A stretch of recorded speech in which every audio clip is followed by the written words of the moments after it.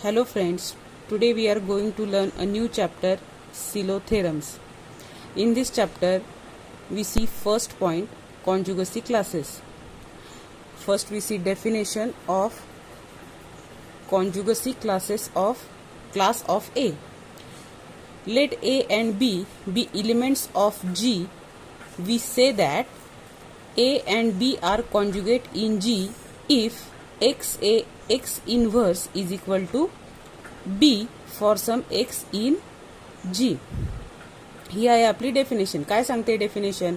Group जी मधले दोन element घेतले ए आणि B. Let A and B the elements of G. Then A and B are conjugate in G if group मधले जे दोन element घेतले ए आणि बी ते एकमेकांचे कॉन्जुगेट असतील केव्हा? ज्या वेळेस एक एलिमेंट हा दुसऱ्या एलिमेंटच्या ह्या फॉर्मॅटमध्ये लिहिता येईल. म्हणजेच कसा? X A X inverse is equal to B. जर बी आपल्याला अशा फॉर्मॅटमध्ये लिहिता आला X A X inverse is equal to B. पण हा एक्स कोणता आहे? हा एक्स आहे जी मधला कुठलाही एखादा एलिमेंट. बरोबर. तर अशा प्रकारे जर आपल्याला ए आणि बी एक्सप्रेस करता येत असतील तर ए हा बी चा कॉन्जुगेट आहे असं म्हटलं जाईल किंवा ए आणि बी हे एकमेकांचे कॉन्जुगेट आहे असं आपल्याला म्हणता येईल. ठीक आहे. The conjugacy class of A is the set. Conjugacy A एखाद्या एलिमेंटचे कॉन्जुगसी क्लास हा एक सेट असतो आणि तो सेट कसा डिनोट केला जातो?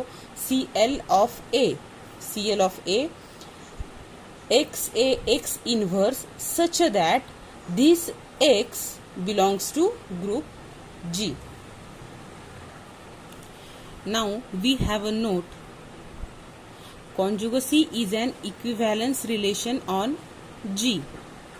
Now what is the equivalence relation?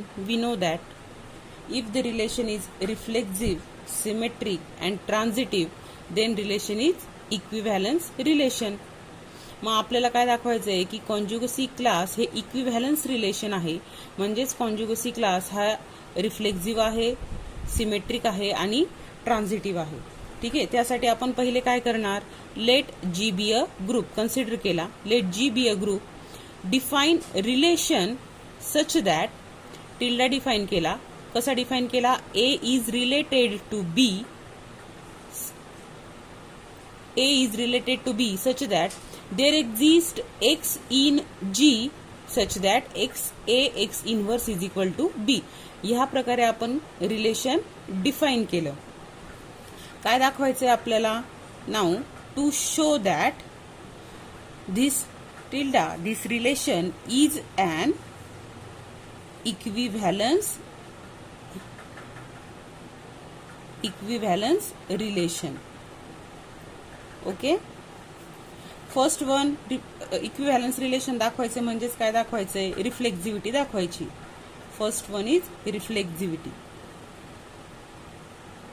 रिफ्लेक्झिव्हिटी म्हणजेच काय? A is related to A ह्या टाइपमध्ये.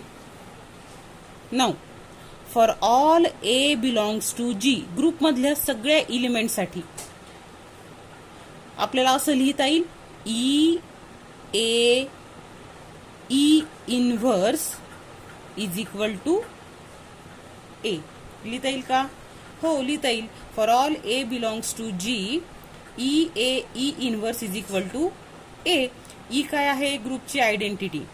Identity into any element is that element itself and into any element into identity inverse. Identity inverse is again identity. म्हणजेच आपल्याला answer काय मिळणार? Final तो element. म्हणजेच मला काय मिळतं इथे? तो एलिमेंट. इथली डेफिनेशन आपली सॅटिस्फाय झाली. एक एलिमेंट दुसऱ्या एलिमेंटच्या ह्या फॉर्मॅटमध्ये लिहिता यायला पाहिजे. आणि हा एक्स कुठला आहे आपला? जी मधला कुठलाही एलिमेंट. जी मध्ये असा एखादा एलिमेंट आपल्याला मिळायला पाहिजे की हा एलिमेंट ह्या एलिमेंटच्या अशा फॉर्मॅटमध्ये लिहिता येईल. म्हणजेच काय? आता इथे आता हा जो ए आहे ह्या ए ला रिप्रेझेंट करण्यासाठी मला ग्रुप जी मध्ये ई असा मिळाला की E into A into E inverse is equal to A. म्हणजेच काय झालं इथे? Therefore we can say that A is related to A itself. म्हणजेच रिफ्लेक्सिव्हिटी आपली काय झाली? प्रूव्ह झाली. Now second one is symmetry. Symmetry काय असते, रिफ्लेक्सिव्हिटी काय असते, A is related to A. Symmetricity काय असते आपली, if A is related to B then we have to show that B is also related to A. Now आपल्याकडे काय आहे आता, A is related to B आपल्याकडे आहे. आपल्याला दाखवायचं काय, B is related to A. मग A is related to B आहे म्हणजेच डेफिनेशन नुसार मला काय मिळेल, ह्या डेफिनेशन नुसार A is related to B आहे. डेफिनेशन नुसार मला काय मिळणार, X A X inverse is equal to B. बरोबर, म्हणजेच इथे मी काय लिहिल, X A X inverse is equal to B for some X in G. Okay, which implies. आता काय करू आपण, ह्या इक्वेशनला, ह्या इक्वॅलिटीला एक्स इनव्हर्सनी मल्टिप्लाय करू. X inverse into X A X inverse premultiply केलं इज इक्वल टू काय मिळेल, X inverse B. Okay, which implies X inverse into X ग्रुपमध्ये आहे. बरोबर, म्हणजेच इथे काय मिळेल मला, आयडेंटिटी. आयडेंटिटी इंटू ए, हा इलिमेंट काय मिळेल मला, इलिमेंट इट सेल्फ. म्हणजेच मला इथे काय मिळेल, A X inverse is equal to X inverse B. आता नेक्स्ट स्टेप आपण काय करू, एक्स इनव्हर्स ए एक्स इनव्हर्सला एक्सनी पोस्ट मल्टिप्लाय करू. म्हणजेच काय मिळेल, A X inverse X is equal to x inverse bx, which implies again this is identity, so we get a is equal to x inverse bx. Okay, now आपली definition काय आहे, if a is related to b then we have to show that x a x inverse is equal to b. मग आपल्याला आता इथे काय दाखवायचं होतं, b is related to A. B is related to A जर दाखवायचं आहे तर आपल्याला कसं लिहायला पाहिजे, B is equal to, sorry, B is related to A दाखवायचं आहे ना आपल्याला. म्हणजेच आपल्याला काय लिहिता येईल, A is equal to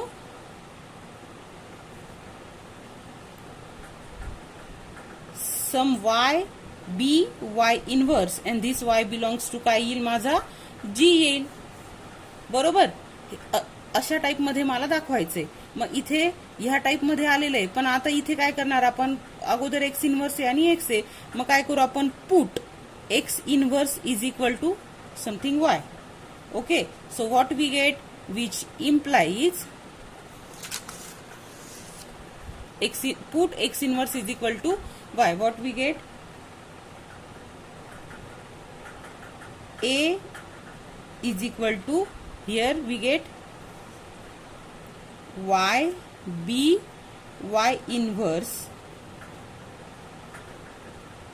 reason काय देऊ, एक्स इनव्हर्सला काय पुट केलं, X inverse is equal to Y.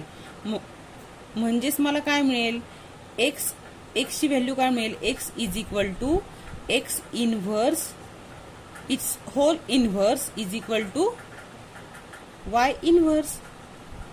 Okay, so lastly we can prove that b is related to a. म्हणजेच आपली सिमेट्रिसिटी काय झाली, प्रूव्ह झाली. Now third we have to show that transitive relation. Okay, what is transitivity?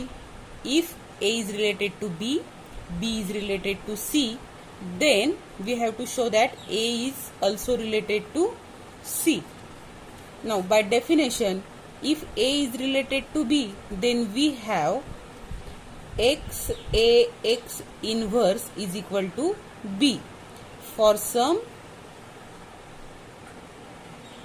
x in g, for some x in g.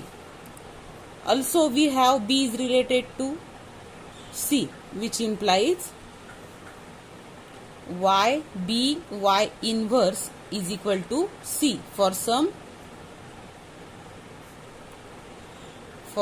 y in g. To show that to show that, what we have to show, A is related to C, which implies what? C is equal to Z inverse for some Z in G. Okay, now we have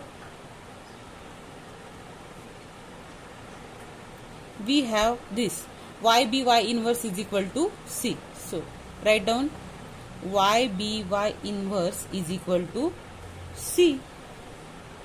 And also we have value of B is equal to XA X inverse. Put in this equation. So what we get? Y as it is. B is equal to what? XA X inverse. This Y inverse as it is. Y inverse is equal to C. So what we get? We have new element YX and X inverse, Y inverse. Okay, so we can say it Z inverse is equal to C. YX is equal to Z. Okay. So now here we prove three conditions for equivalence classes. First one, our conjugacy relation is reflexive, then it's symmetric, and third one we show it is transitive also. Therefore, conjugacy is an equivalence relation. Therefore, conjugacy is an equivalence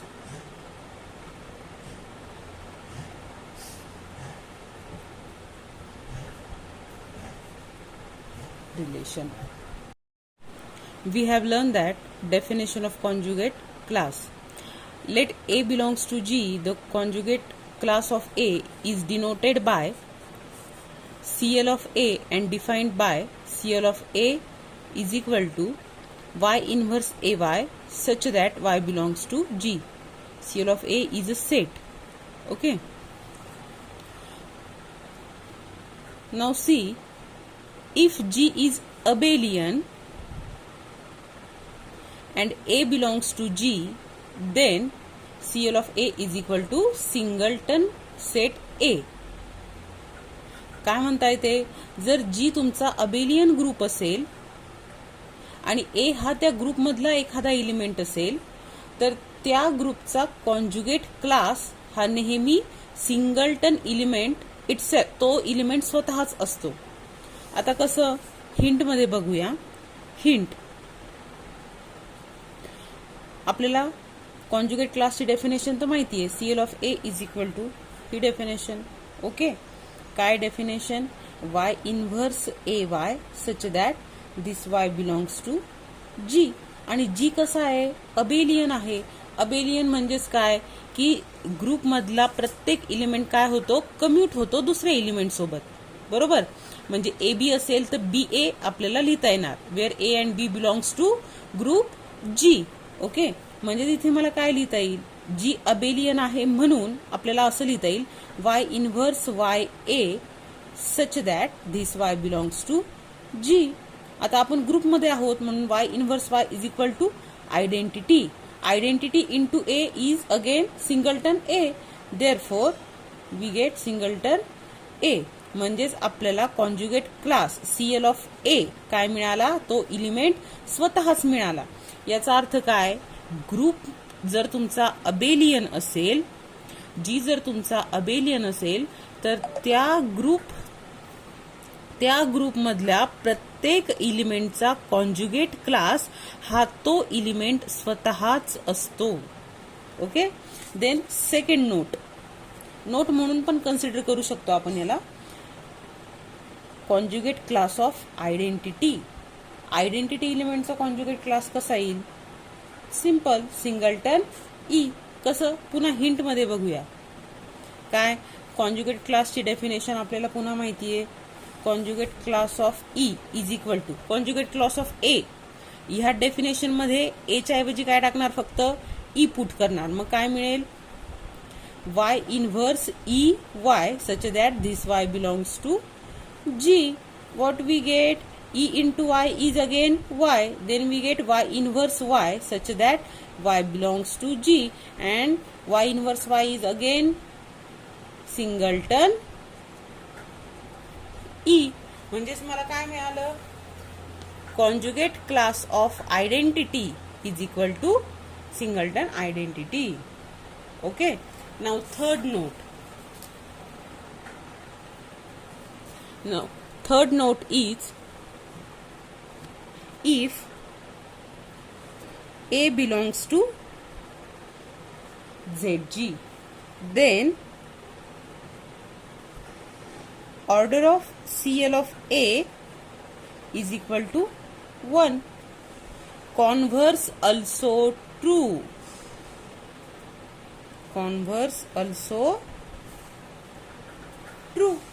काय सांगते बघा note? If A belongs to Z G. Z G म्हणजे काय? Centre of G. Centre of G सगळ्यांना माहिती आहे, बरोबर.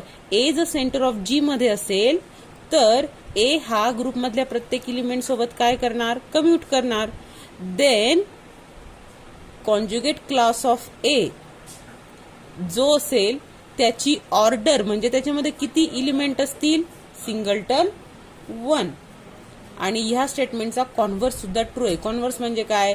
जर कॉन्जुगेट क्लासची ऑर्डर जर 1 असेल, एखाद्या एलिमेंटच्या कॉन्जुगेट क्लासची ऑर्डर जर 1 असेल तर तो एलिमेंट त्या ग्रुपच्या सेंटर ऑफ जी मध्ये जातो. ओके. आता आपण याचं प्रूफ म्हणजेच हिंट बघूया. काय? If A belongs to ZG, then definition माहिती आपल्याला. काय? ए जर ZG मध्ये असेल तर आपल्याला कसं लिहिता येईल? AX is equal to XA for all X belongs to G. Now we have definition of conjugate class. Now CL of A is equal to y inverse AY such that y belongs to G, which is equal to, since A is in ZG, therefore A commute with Y. Okay, therefore we can write it as y inverse YA such that this Y belongs to G, which is equal to singleton A. Okay. Proof झालं. Converse कसं लिहिता येईल? कॉन्व्हर्सचं statement कसं येईल आपलं? If order of conjugate class of A is equal to 1, then this A belongs to ZG. Converse also true. ठीक है.